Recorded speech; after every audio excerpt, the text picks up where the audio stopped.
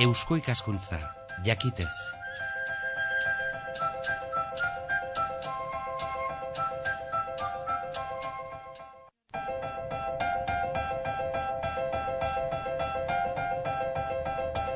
Kultur arloa hemen Euskal Herria irratian. Kultur arloa Eusko ikaskuntzarekin batera kulturgintzaren zabalkunderako saioa. Ta joan den astean arte gintzaren arloan sartu ginen zehatzago arteari buruzko erakustoki eta museoen arlo horretan. Geure bazterrotan, Iruñan, inguruan, Nafarroan, ze museo, ze erakustoki daukagun. Oskia Ugarte dugu Txitxerone gaurko honetan ere, izan ere eta gai honetaz informazioa badu berak eta guk aldiz ezagutu nahia ere badugu. Nafarroko museoa, Gustavo de Maeztu Lizarrakoa aipatu genuen, baita ere Oteizarena eta Uhartekoa eta, baina nunbait arteari buruzko erakustoki gehiago daudenez gainera, berriak zabaltzeko asmoa badago, plangintza bat badago, eta Oskia Ugartek honi buruzko datuak eta informazioak emanen dizkigu. Segi, aurrera segi, bai, gehiago irekiko dituzte. Gehiago irekin dituzte? Bai, Uharteko hau ongi dago, baino ez dago Iruñan, arazori argia da, ez dago Iruñan, eta Iruñan beharrezkoa da arte garaikideari buruzko ezakit nola ditu, baino leku bat edo zentralizatua izatea.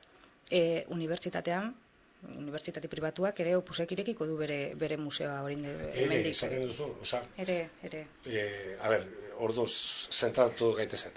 Alde batetik, entzun izan dugu, Iruñeko Ziudade Lan, hor egiteko asmoa bat zegoela, arte zentro bat.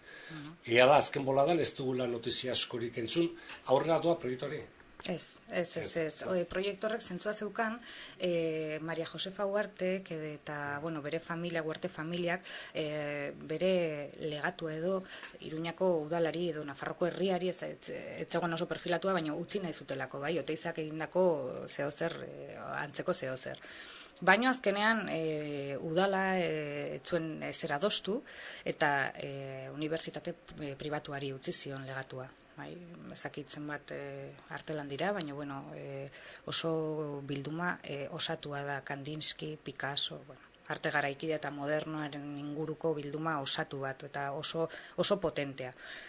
9 urte egon zen hor gauza, 9 urte egon ziren, Ziudadelan, ez, autobusen, ez, etzekiten non jarri, eta azkenean Uhartetarrek egin zutena da, ditzen da Beaumont bilduma, delako Uhartetarren ondorengoa, baina Beaumont bilduma azkenean esan zuten beste bat emango diogu, eta unibertsitateari eman zioten horregatik orain aurrera aterako da museo hau.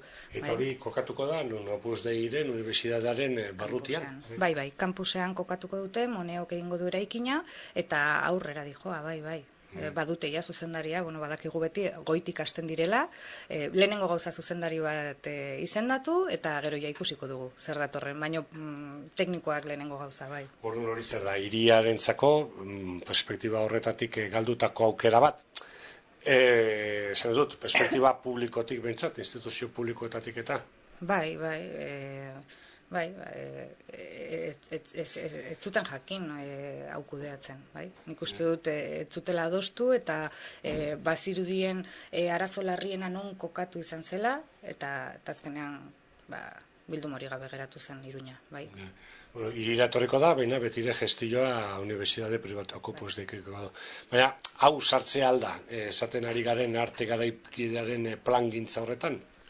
Ez, printzipioz ez, arte garaikideko plangintza hau gauza orokor bat da, bai? Arte garaikidearen inguruan biltzen diren dauden zentruak edo hobetu behar diren zentroak edo sortu behar diren zentroak edo beharrezkoak diren hobekuntzak edo horren inguruan dijoa plan hau.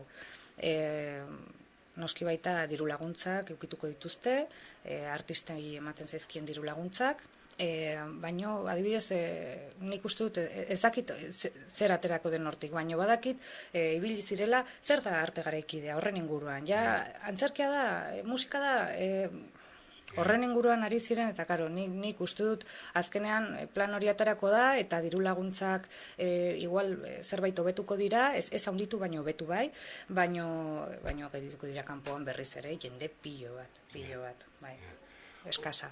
Bueno, orduan, arte plastiko garaikideak museo kontzeptu horretan daukaguna zari gara, erakustokiak besterik gabe, izan ditezke besteak, hirian badira zenbaitzu, Ziudadelan da hor egon ditezkenak, ez dakit, erakusketa temporalen aldetik eta ez da, alde horretatik dagoen mugimendua, ez dakit nola kalifikatu intereseko propostarik izaten den, alakori dagoenean jendeak erantzute ote duen, pixka dinamika horri behira da bota Josuoski. Bai, aipatu nahiko nuke La Casa Encendida Madrilen. Nik uste dut hori izan behar duela helburua, bai, Iruñan sortzen baldin badugu edozein arte eta kulturaren inguruko edo inguruan ibiliko den zentru bat, halako zerbait izan behar duela. Esplikatu gozu zer. Bai, La Casa Encendidan helburua da jendeak parte hartzea, eta jendeak parte hartzeko gauzak pilo bat antolatzen dira. Gauzak ez dute gehiegi irauten. Adibidez, erakusketa bat, hilabete batez egoten da, 2 hilabetez, eta gero aldatu egiten da.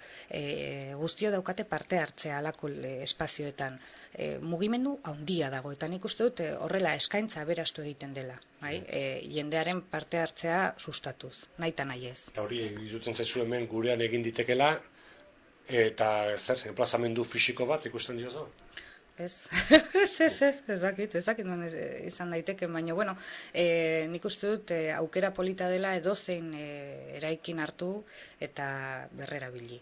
Nik uste dut hori izan behar duela, horrela izan behar duela, asko bestela beste eraikin bat egin, pentsa.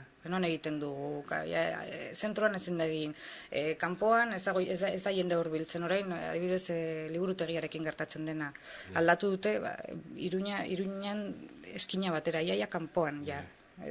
Ezakit, nik uste dut... Zenbateko tamaina behar luke? Ez dakit hori pixkaten irudikatzeko. Madriden ez dakit La Casa Encendida nun dagoen, ere zentriko dagoen edo periferiko den? Nahiko zentrikoa, bai, nahiko zentrikoa, ez da guztiz zentroan, baino, bai, zentriko eta jendea hurbiltzen da erraz, bai. Baina, bueno, adibidez, leku bat esateagatik autobus geltokia, autobus geltoki zarra, adibidez, izan daiteke, oso espazio handia da, eta nik uste dut erabili daiteke alako gauzen dako, bai, reforma txiki bat eginda eta beste eraikin bat egin gabe. Proposamen bada. Baina, bueno, kontua da, gaur egun ez dago alakorik, dagoena zer da? Gutxi, eskas, hauetan, ez dakit, mentxu galen erakusketak, eta nik uste dut, inoizko jende mugimendu handiena generatu duena. Berak daukan, ez daugarrien gatik, jendearen gana, iristeko erraztasun bat ere, behar bada horre badago, zerbait? Zer pasatzen da? Bai, nik uste dut dagoena gaizki antolatua dagoela, eta gero ezin zara jendearen gana hurbildu, eta, bueno, baina entzuten duzu, ni lagunen artean, arte munduan ibiltzen naizen bakarra da, eta baina beti lapurrak daude, eta beti dirua lagunarentzat, eta halako kutsu hori kendu bartzaio kultura eta arteari. Justo kontrakoa da. Horretan ibiltzen garen jendea, benetan lan egiten duela, por amor al arte. Eta zer gertatzen da, adibidez, gotorlekuan dauden erakusketak bazter batean daudela beti. Jendea hurbiltzen da, kasi, bueno, igande arratsalde batean euria egiten duelako, bestela ez da hurbiltzen. Orain mentxu galena gauza berria da, egia da ez dela normalena hori. Antolatu dira arte garaikideari buruzko zikloak edo, adibidez, kontemporani urtero ateratzen dela, gutxiago edo gehiago gustatu altzaizu, baino arte garaikidearen inguruan antolatzen den urteroko erakusketa da, eta iaia jendea ez du jasotzen.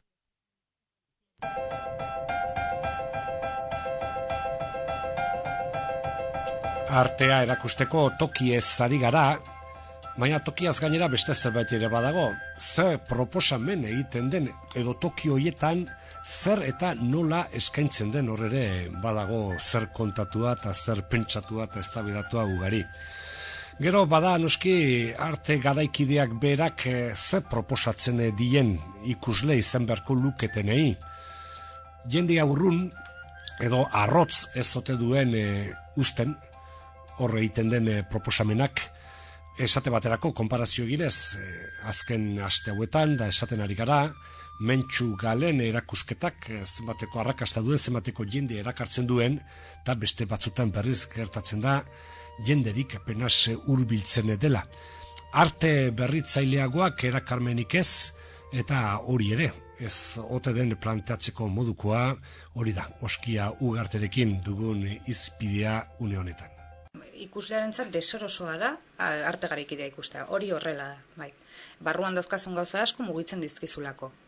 Momentu batez fijatzen baldin bazara garaiko artelan batean, barruan daukazun zeo zer mugitzen du, beti.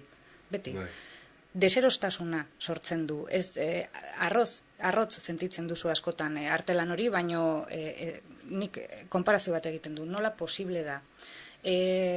Felipe Bigarrena edo Carlos Hirugarrenaren inguruko ikonografia guztiz gurea sentitzea, eta gaur egungo bideoan edo performance inguruan egiten diren artelan horiek arrotz sentitzea. Gure mugimendua da, eta gure teknikak egunero erabiltzen ditugunak, bideo, argazkia. Baina nu dago problema. Sortzailearengan, hartzaile izan behar lukeenarengan, guztien artean, kodigoa, zer zin da?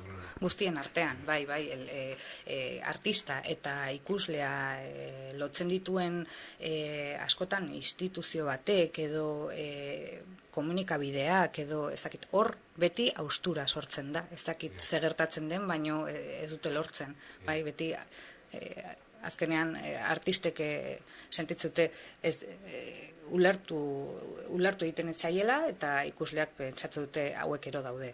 Bai. Baina hor, komunikazioa ez dago ongi, nik uste dut esan bezala instituzioek eta erdian dauden ezakit nola ditu, baina agente horiek lan gehiago egin behar dugula, handiagoa. Arte plastikoen arloaren izan, arte garaikiderean, batez ere Oskia, baina museo kontzeptuan bestelakoak ere sar litzezke, zan dute, museo etnografikoa bat direla, ez dakit museo den propio hitza, baina zientziaren arlotik jotakoak eta arrakasta handiz ere egiten ari direnak, edota planteatzen dena, hemen gure hiri honetan debate bizienak sortzen dituen elementu bat, museoan sartu San Ferminak, honek sortzen dituen erretxazoekin eta horrela. Ez dakit, museora sartu eta askoren ideia da, hori da, ez dakit, festaren kasuan bitzat, hiltzea, ez da, autopsia bat edo eta nekropsia bat egitea edo eta bizitasuna kentzea bizia den zerbaiti. Ez dakit, konzeptu hori egokia den edo hori buruz nola ikusten dituzen. Bai, baina nik uste dut edozen gauza musealizatu daitekela. Edozen gauza. Festa baita. Ongi egin daiteke gainera, oso ongi. Gauza da, nola egingo dute, kasu honetan? Hori da zalantza, ongi egingo dute... Baina gauza da nola, zer izateari printzipiosko objeziorik zuk ez zenioke egingo. Irutzen zaizu festari eskinetako museo bat posible izan litekela. Bai, gauzak ongi egiten badira, bai, badaude moduak eta badaude adibideak. Adibidez, Kuenkan badago Aste Santuari buruzko museo bat, eta, Kuenkan Aste Santuan... ezakit baino jendeak ere bere sentimentuak dauzka, guk ere San Ferminetan ditugunak, bai? Oso momentu unkigarriak daude eta momentu horiek museo batera sartu dituzte. Oso modu egokia gainera. Agian, ideia ez da San Ferminak erreproduzitzea museo baten barruan ez. Hori egia da, ezinezkoa dela. Baina musealizatzea festa bat posiblea da, bai, badaude moduak. Zein, eman ideia pare bat edo zuri egokitu ezkero, nola egingo zenuke, ez dakit, zer elementurekin nola egingo zenuke festa ez hiltzeko hor sartuta. Ez dut nire burua gai ikusten, hori zehazteko, baina nik uste dut oso garrantzitsua dela festa horretan parte hartzen duten eragile guztiekin adostea. nola izango den museo hau. Guztiekin. Eta adibidez hemen, nik Iruñan ez dut mugimendurik ikusten adibidez auzoetan, baino auzoen, Alde Zaharrean ikusten da, bai, auzo, ez dugu gogoratzen izena, Mikel, nola da, Alde Zaharreko auzokideen bilgunea edo, Alde Zaharrean badago auzokideen mugimendua, bai, eta biltzen dira, elkartzen dira, elkartzen gara, eta egiten ditugu, bai, zenbait gauza, adibidez, halako bilguneekin kontatzea, bai, haiek ematen diote bizia San Ferminei, bai. Dut ez horren berbideratu beharko litzatekela, eta San Ferminen museoarena hipotesi bezala hartu, baina beste elementu batzuk. Hasi garaia San Ferminek museoa egingo dela esan da, baina nire ustez ez da egin behar. Baina ez da egin behar, ez delako beharrezkoa oraintxe bertan.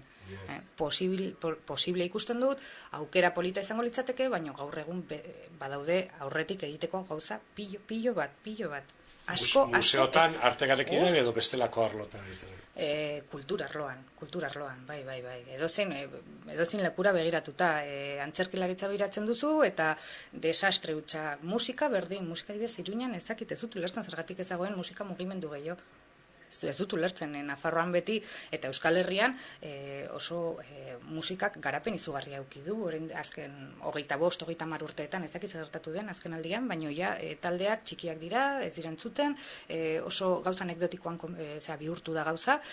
Museoetan berdin, artea, adibidez Iruñan, 72. urtean, Europa mailan erreferentzia izan zen bilgune bat egin zen, Encuentros de Pamplona. Ze gertatu da? Zergatik orain gaur egun ez dauka presentziarik, ez dauka onarpenik gizartean arteak, bai, arte plastikoak. Horregatik nik uste, Museoan San Fermina ideia polita izan litekela, baino halako dirutza ustea ez da. Krisi garaian gutxienez ez. Mila esker oso atsegina eta aberasgarria izan da, beste noizbait jarrituko dugu, zure ikuspuntua jasotzen, zure informazioa, zure iritziak eta balorazioak hartzen. Mila esker. Mila esker zuri. Oskia Ugarteren eskutik ibilbide bat egin dugu, zenbait museo eta zenbait erakustokietan, uhartu gara, gaia ez dugula agortu, esate baterako badira hor, arte sakroari eskainitako tokiak eta, ez da baita hortik joan da, gauza guztiak museotan sartu ote litzezken, ze baldintzetan, eta nola izan liteken. Hortxe, Oskia Ugarteri eskerrak emanez, hemen beraz kultur arlo hau egina. Eusko ikaskuntzarekin batera egiten dugu hemen, Euskal Herri irrati honetan, astez aste kulturaren zabalkunderako saioa kultur arloa. Eusko ikaskuntza, jakitez.